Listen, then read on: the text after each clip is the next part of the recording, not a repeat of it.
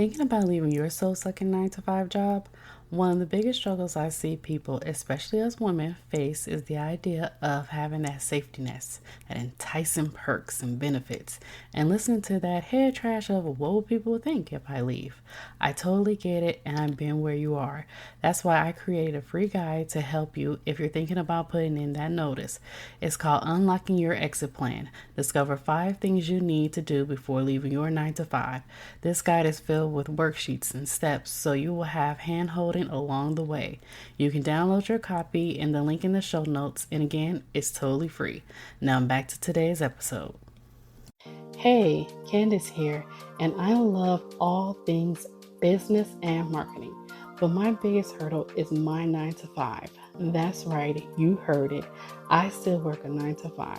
And while I like getting consistent income, I'm not able to maximize my God-given talent and all that I know I can be in this world. So instead of dreaming of quitting my 9 to 5, I am on a quest to making those dreams become reality. Come on this journey with me as I climb mountains, jump through hoops, and leap over hurdles to start and grow a business. What am I going to do? I don't know. What type of business will I start? Who knows? When will I give my notice? Only God knows. But one thing I want to share, and that is this journey with you. So come on this roller coaster ride with me and enjoy the fun. Welcome back to another episode of the Hello Sis Dorsey podcast. I have Arna from Being Dutchanese on the podcast today. Welcome, Arna. Hey, how's it going? Doing good. I'm so happy to have you on today. Thank you so much. I'm so honored to be here with you today. So could you tell everyone about yourself, who you are, and what you do? Yeah, absolutely. So my name is Arna van Goch, as they say in Dutch, because I'm half Dutch, half Taiwanese, hence my business name being called Being Dutchanese. I am a business automations coach, which is basically where I help entrepreneurs who have been in business for a while and thinking, oh my gosh, is this it? Is this going to be the rest of my life, pushing papers and, frantically coming up with great post ideas, and to help them find a little bit of order in their lives so that they can actually live the lives of their dreams while making more money. Oh, okay. I like the making more money part. Yeah, I think a lot of people do. So tell us something about yourself that a lot of people don't know. Oh, okay. This is a really great question. I'm going to share 2 things because I think it's more fun this way. First of all, I was really early in the feathering your eyebrows game. I think it's called feathering here in the West. But I used to say that I had 2 tattoos on my face and people would never be able to guess what it was because it was my eyebrows. Because in Taiwan, it's really normal to kind of have your eyebrows like filled in with tattoo ink, basically. And so that has now finally kind of taken on in the West. So I like to call myself an early adopter for that reason. And a little bit more of a fun fact, I once in a 2-year period lived on 3 continents and 4 countries. Wow. Oh, wait a minute. Yeah, okay, let me say that again slowly. Over the course of 2 years in my life, it was actually a few years ago, I lived on 3 continents in 4 countries. So I was living in Denmark, then I moved back to England, then I moved to Taiwan, and then I moved to Australia, all within 2 years.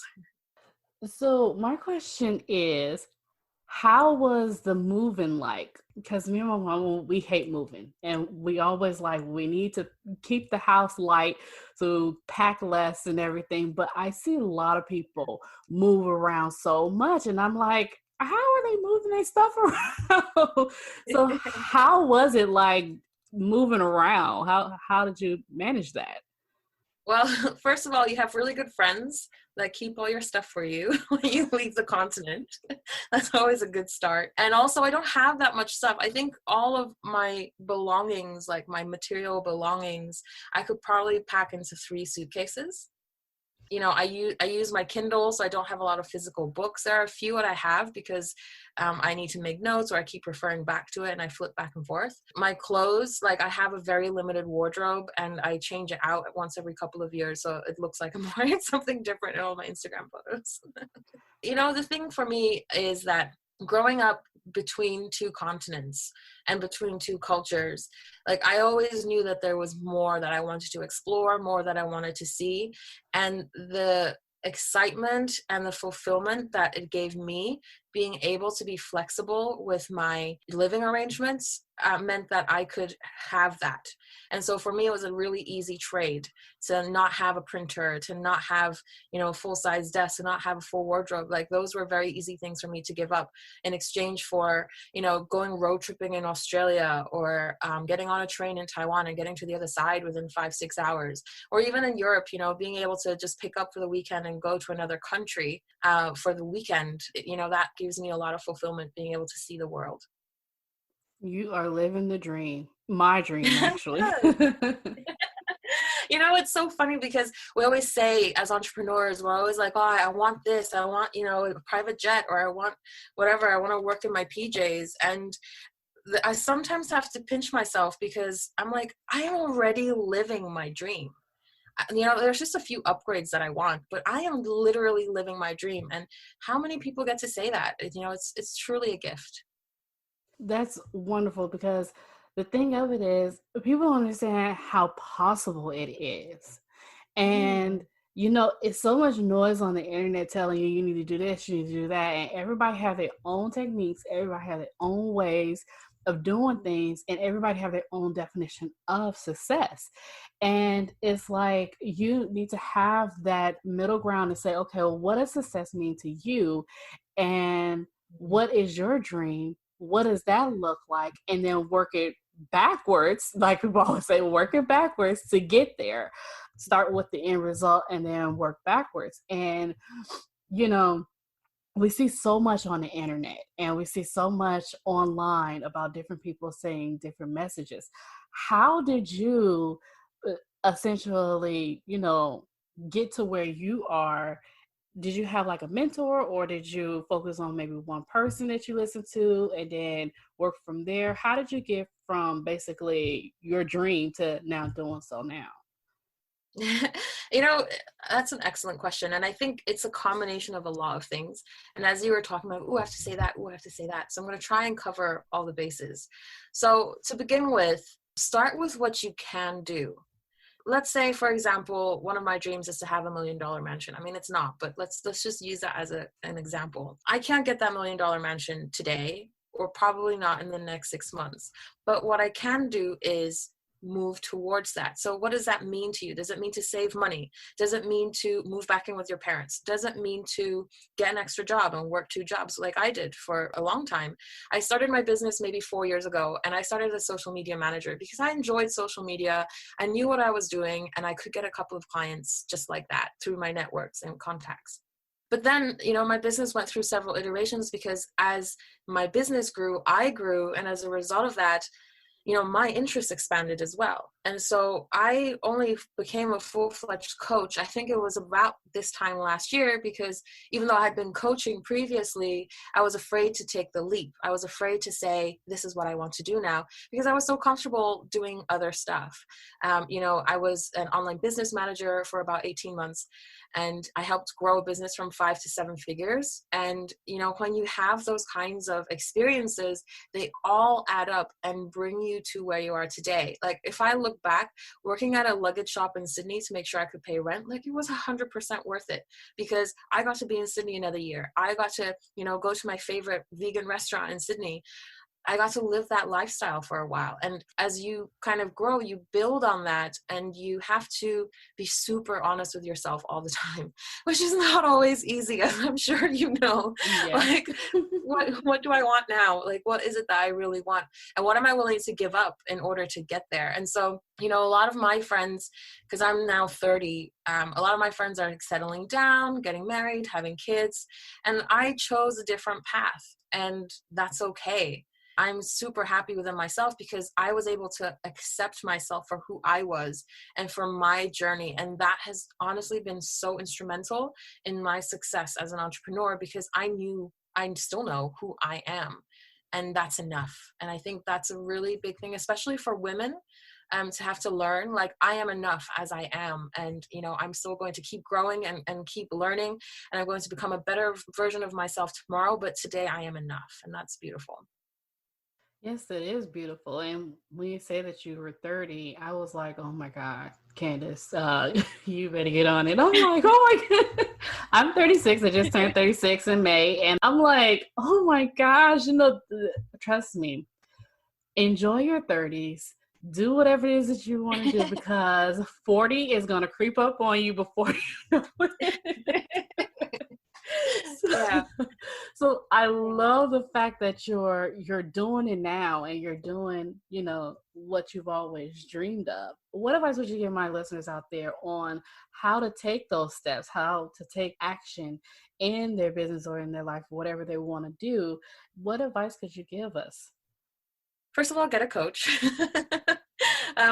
I have had several coaches along the way, and at the moment, I think I have 3 on my roster. And the reason for that is because I know what areas of life I want to work on. And if you can obviously get a coach, it's not possible for everyone, then get involved in a group program. You know, get involved with meeting like-minded people, spending time listening to Tony Robbins or Russell Brunson or Amanda Genther. She's really great, actually. She's definitely up and comer. I highly recommend her. And just surround yourself with that spirit, surround yourself with that gung-ho can-do attitude. You know, even in my Facebook group, for example, you can post and say like, oh, I'm looking for an accountability buddy, this is where I'm at in my business, and find someone.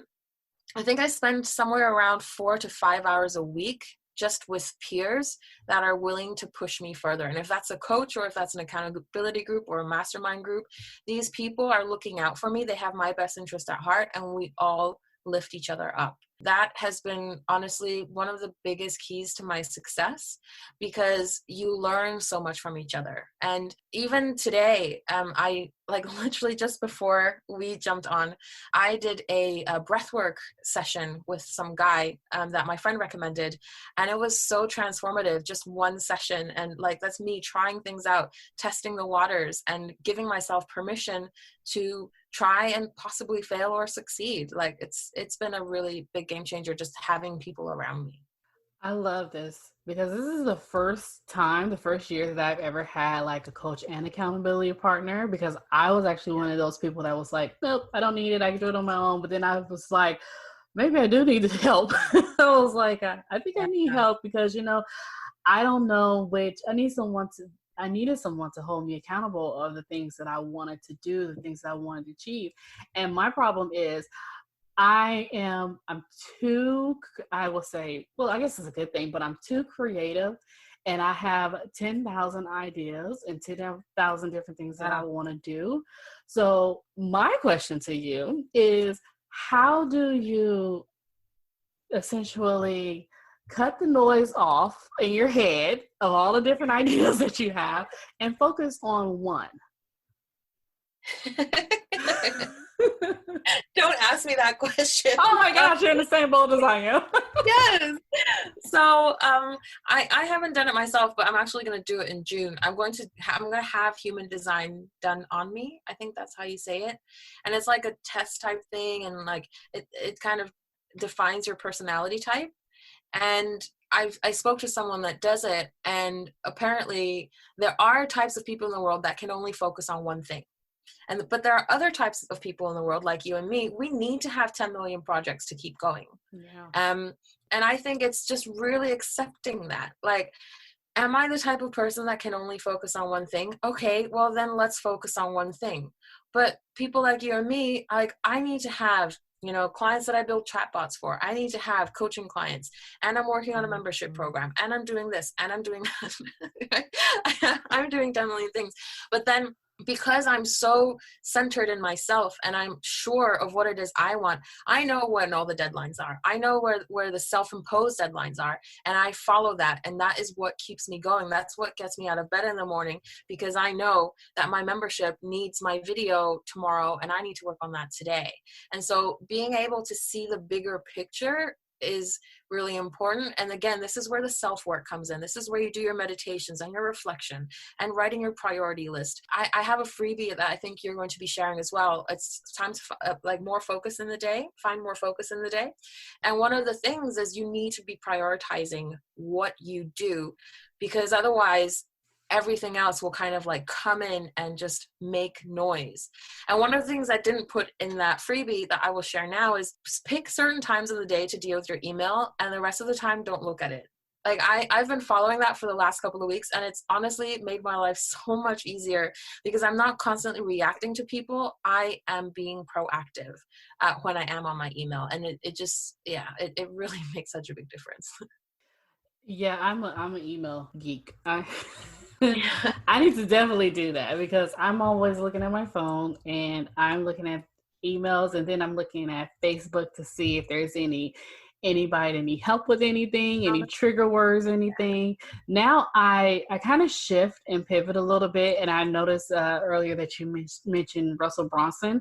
So I actually started listening to him like maybe about a week now, and I started listening to his books and everything. And I find myself doing that, listening to him, listening to his books. I find myself actually being on Facebook a little bit less and kind of absorbing more information that I need to know in order to help me. So that has helped. So I was like, okay, I'm so happy for him and his books and everything. But yeah, picking that time to say, okay, at this time I'm going to do this, and this time I'm going to do that. I have a hard time doing that and following that. So I think your freebie will actually benefit not only my followers, but me as well. Definitely. Yay. Definitely. And also, let me just recommend to you as well to turn off notifications on your phone. It has been an absolute lifesaver for me. And also, it's great for your phone battery. I didn't know that. Yeah, like, oh my gosh, I have had Facebook notifications turned off since I started my business because I was like, I don't want to be constantly getting notifications from my clients because I was a social media manager back then. Like, I want to be able to respond when I'm ready to respond. And as a result of that as well, like, I now have chunks in my calendar blocked out. Like, this is social media time. This is email time. And so I know like every day at 10 a.m., that is when I'm checking emails, and it's blocked out on my calendar as well. So you can't book a time with me during that time because that's when I'm checking my emails. And it's just given me such a sense of balance because I feel a little bit more in control. And that's why I keep going back to, these guys, because they say the same message over and over again because I need to hear it at different points of my life. I love it. I'm like so writing this down right now. Yes. So what advice would you give yourself 10 years ago? Ooh, 10 years ago. Where was I 10 years ago? 2010. So I would have been at university in England. I probably would have said, just get started. Just do it. What's the phrase again? What they say, like, done is better than perfect. Mm-hmm. And it's 100% true. 100% true. And when you kind of start taking those even like tiny, tiny steps towards kind of realizing your dream, like you're going to realize that, it's going to gather momentum a lot faster than you think. And we often get frozen in indecision or in fear. And I'll admit it very openly, like I still have that now. Because when I try new things, it's scary and I haven't done it before, and I failed a few times. I failed recently, and then it's a little bit hard to kind of get back on the horse. But again, know yourself, do what is best for you. And if you need to take a day off, babe, take a day off. Do it. It's so worth it. Like I'll tell you, yesterday, like I'd had a bit of a tough week. I had some bad news, and one of my posts accidentally went viral on Facebook. So that was interesting.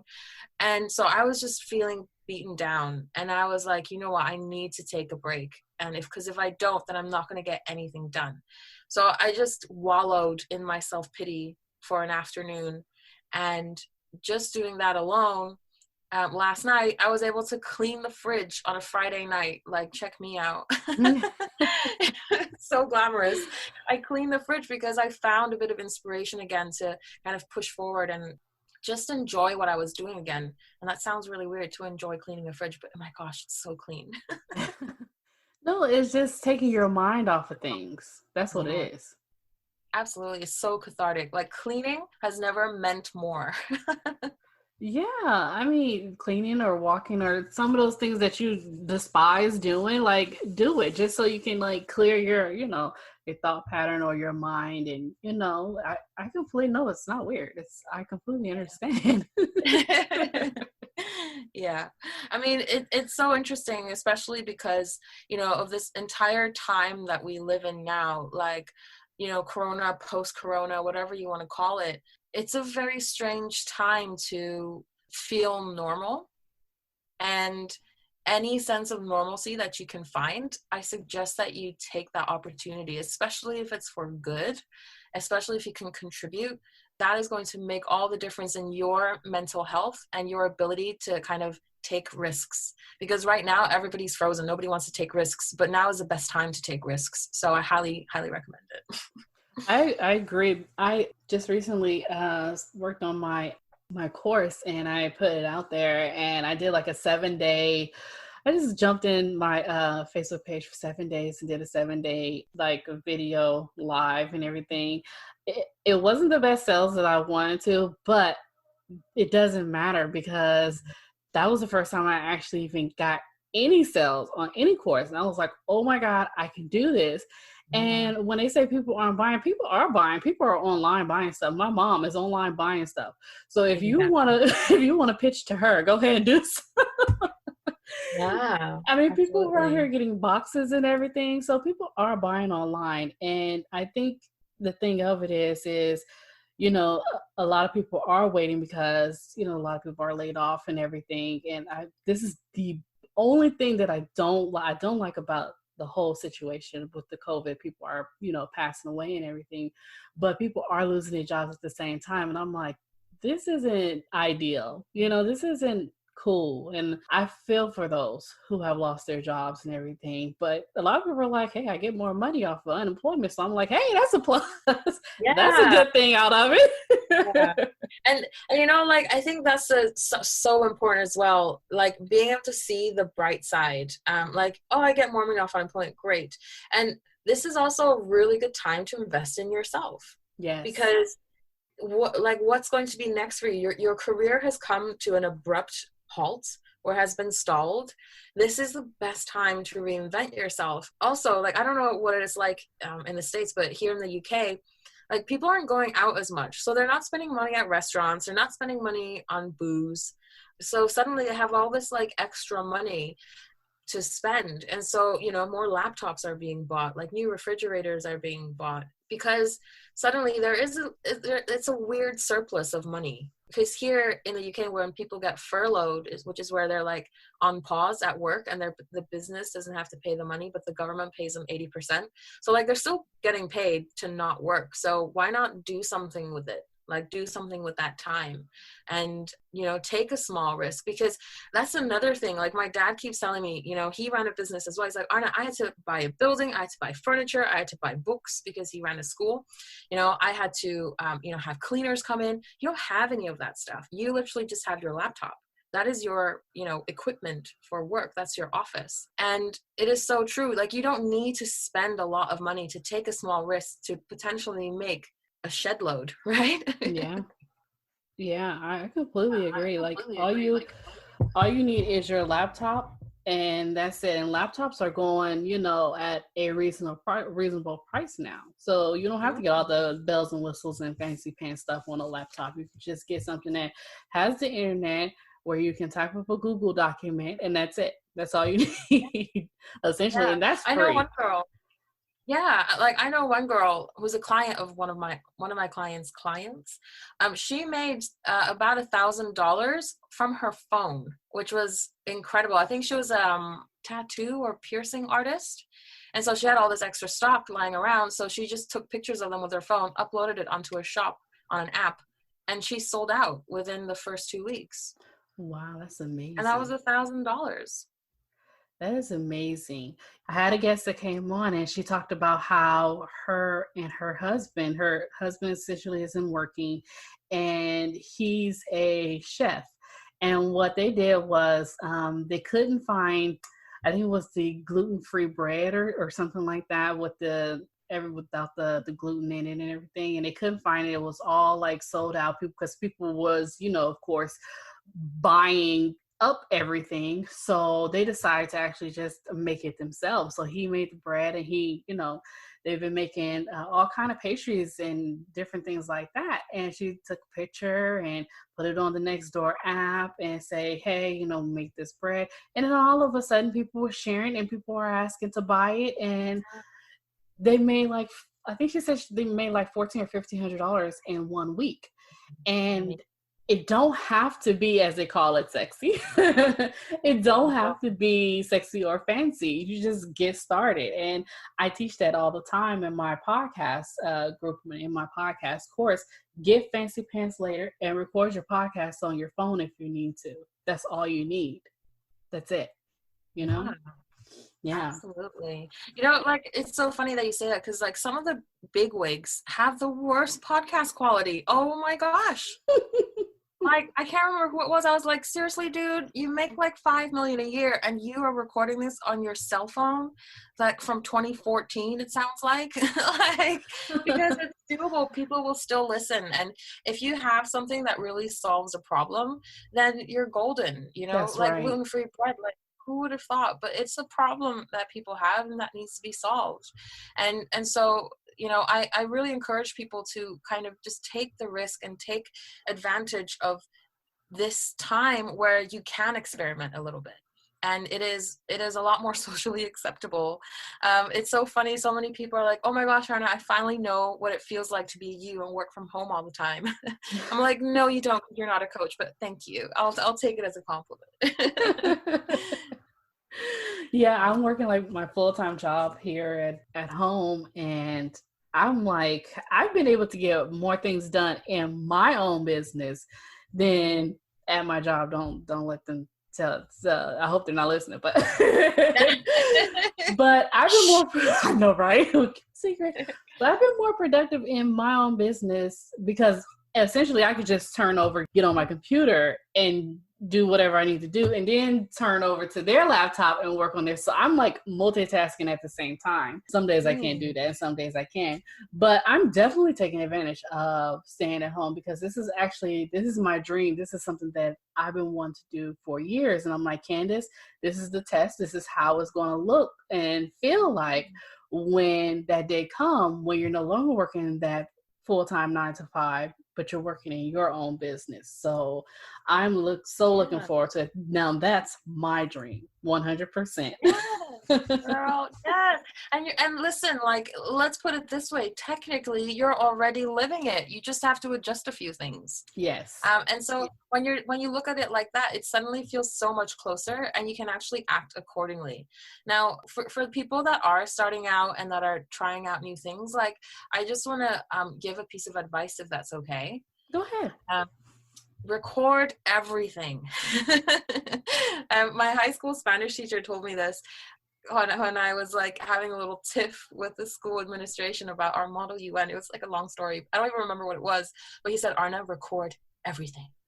And I've really like taken that advice to heart, and seeing my own growth and development over the last 4 years, because I have recorded everything, has been absolutely phenomenal. And it gives me so much more of a sense of accomplishment than I otherwise would have. And I think how you feel, like, I believe that coaching is a lot about mindset, but I like to focus more on kind of like the cold hard facts, like the things you can touch almost, right? And so every quarter I get my clients to write down all of their successes, and if they ever feel down, they have to go back and read it out loud to themselves 3 times, and that makes them realize, like, actually I'm not that bad. Actually I've managed to do quite a lot. That is going to give you so much more sense of fulfillment than anything else is ever going to, because that comes from within, and it comes from your own hard work. So when you say record everything, how should the listeners out there do it? Should they do it like on their phone and then essentially save it in a folder, or record it on their phone, or do like a live or Instagram live, or any advice on how they can do that? Yeah, great question. So I have this app, it's free, called Clockify on my laptop. You can also just have it on a Windows, like what's it called, like just on Safari or Chrome or whatever. You basically like press play when you start working on something and press stop when it's done. And so I have different sections. I have like client work, marketing, sales calls. I have like specific sections for my clients as well, so I know how much time I'm spending on each client. And that way I can actually see at the end of every week, like how much time am I spending on sales calls, how much time am I spending on marketing, versus how much money have I made this week, for example. Also, like clocking in how much money you have, so having a spreadsheet. I think Excel actually does a really good like year to date like earnings spreadsheet. Like one of their templates is really good. And so just being able to record stuff like that, and then yes, like you say, going live where possible. And then what I often like to do is download the live and upload it to YouTube as well, because then it's all there. And so now when somebody asks me a question, I'm like, oh, actually I did a live about that, let me send you the video because it'll answer most of your questions. And that saves me having to say the same thing over and over again. But it also shows people that I'm so aware of what you're asking that I already have a video prepared for you, right? And also, yeah, saving things. I have documents and proposals from back in 2017, and then sometimes when I'm like, oh, what did I do that one time again, I can look it up. I don't tend to delete things, but I do put it on an external drive because obviously I don't want to bog my computer down. But like there's many different ways that you can. And also, I think we were talking about this before we started recording, but I love using Asana or Trello, or there's a new one called Aura, and that's pretty good too, because that one actually has a built-in timer, and that's like a project management tool. So you can say, for example, like that's where I plan all my social media posts, and I have like a different task for every title, and then I can go in and write it and like attach in photos and stuff like that, and it just makes everything super easy because everything is in one place. And if I ever need to find it again, I don't need to scroll through Facebook for it. I can just go back to my Asana spreadsheet and basically look it up and pull it out from there. I love that. I'm a video girl. So I send videos to, like, if I'm working on a website for a client, I always send Loom videos to them. But I Yeah. never thought about, because I have it all in my Loom folder, I never thought actually using those videos, like how to do certain things and Yeah. upload it on YouTube. I never thought about that. Like they're So there. And I was like, oh, that's just for me and my clients. But somebody might have that same question. So I never thought about that. yeah, it's funny. One of my friends, because I downloaded TikTok in January. So I did it before the lockdown, okay, guys? I was cool. And so my friend was like, how does TikTok work? I don't understand. So I recorded the video. And then I was like, you know what? More people will ask the same question because I had the same question as well, and I had to figure it out. So I decided to put it on YouTube, and I think I posted it 2 months ago. It's got 50 views, so it's nothing exciting, right? But people are looking at your content. People are finding you, and people are seeing you. And I'm getting to the point in my business where people are added to my newsletter, and I have no idea how. But because I have all these systems in place, all of these email capture options, I now have, so many emails from people I don't know anymore. And that's a really, really exciting place to be. And that's definitely going on my success on this quarter. So, like being super present makes things so much easier for you. I agree 100%. Yay. So where can everyone find you? Yeah, that's a great question. So my name is Being Dutchanese on Instagram, on Facebook. I have Twitter, but I'm never on it because it's just not my platform. So you can find me, that's my Facebook page. You can find me on Instagram. And otherwise, add me as a friend on Facebook because I haven't hit my friend limit yet. So let's talk. I'm so excited to always chat with new people and learn more about their lives and about their journeys. And then, taking it from there. Awesome. And we'll include everything in the show notes for this episode. Well, thank you so much for being on the show today. Absolutely. It's been a pleasure talking to you. The same here. I had a blast. Yes. Hey, thank you for tuning in to another episode. Now, can you do me a favor? If you love this episode, please write a review. Let me know what you think or send a shout out on Instagram at csdorsey_hello. I can't wait to read your love notes.